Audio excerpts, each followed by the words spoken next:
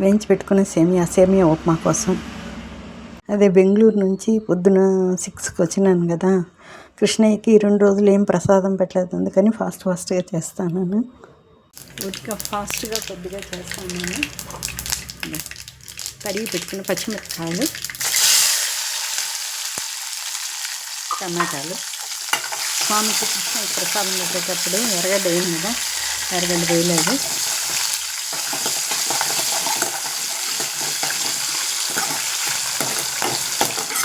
దీంట్లోనే వేయించినాను కాబట్టి అక్కడక్కడ సేమియా ఉన్నాయండి.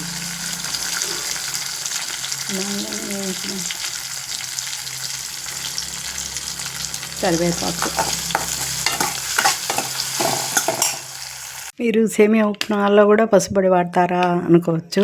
నేను ప్రతి దాంట్లో పసుపొడి వాడతాను, యాంటీబయాటిక్ కాబట్టి. వాటర్ వేసేసాను. ఇది ఉడికితే సేమియా వేసి పెట్టేసి మన కృష్ణయ్యకు ప్రసాదం పెట్టేయాలి. సాల్ట్,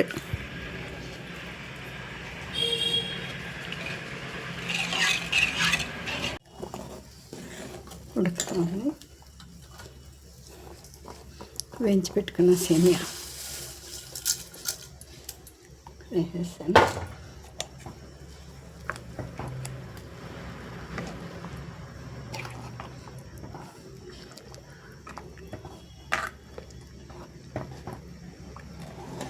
రెడీ అయిపోయింది. కొంచెంసేపు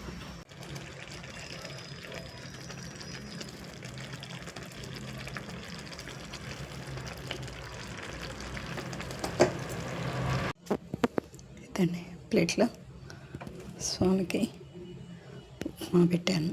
సూపర్ టేస్ట్గా ఉంటుంది.